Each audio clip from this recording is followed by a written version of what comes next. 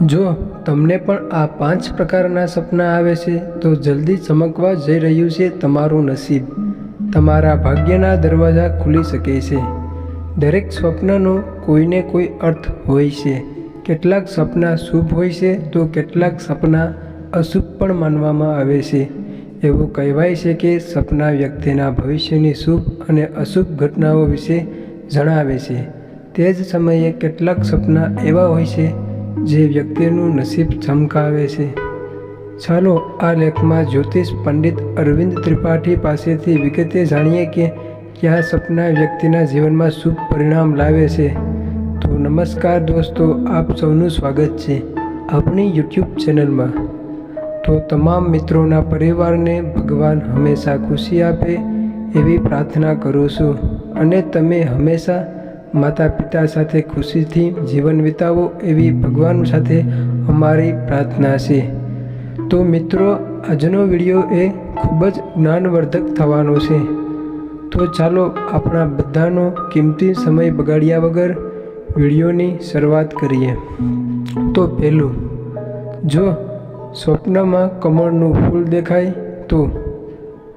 સ્વપ્ન વિજ્ઞાન અનુસાર જો તમને સપનામાં કમળનું ફૂલ દેખાય તો આવા સ્વપ્નને શુભ માનવામાં આવે છે.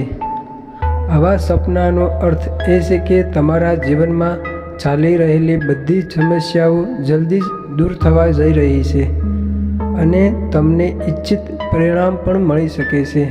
આટલું જ નહીં, આવા સપના નાણાકીય લાભ અંગેની સૂચના પણ આપે છે.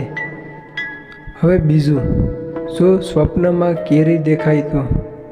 સ્વપ્ન એ વિજ્ઞાન અનુસાર સપનામાં કેરી જોવી શુભ માનવામાં આવે છે. આનો અર્થ એ છે કે તમારા જીવનમાં ચાલી રહેલી બધી સમસ્યાઓ દૂર થઈ જશે, વળી પ્રગતિના તમામ માર્ગો ખુલવાના છે. આ સિવાય જે કામ કરવા માટે તમે ઘણા સમયથી ચિંતિત હતા, જે ટૂંક સમયમાં પૂર્ણ થવા જઈ રહી છે. હવે ત્રીજું, જો સ્વપ્નમાં વાંસળી જોવા મળે તો.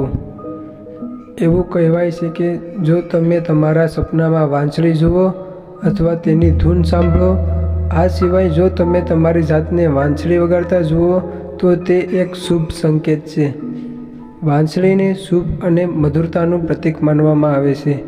જો તમે પણ આવું સપનું જોશો તો તમારા સંબંધો મધુર બનશે, સાથે જ તમારા જીવનમાં ખુશીઓ આવવાની છે. ચોથું, પાણી સંબંધિત સ્વપ્ન. જો તમે તમારા સ્વપ્નમાં તમારી જાતને નદી અથવા તળાવમાં તરતા જોશો તો આ સ્વપ્ન સૂચવે છે કે તમે સંપત્તિ, સમૃદ્ધિ અને સફળતા પ્રાપ્ત કરશો. તમારા માથા પર વરસાદનું પાણી પડવું એ પણ શુભ માનવામાં આવે છે અને તે સૂચવે છે કે તમારા પર દેવી લક્ષ્મી માતાની કૃપા રહેશે.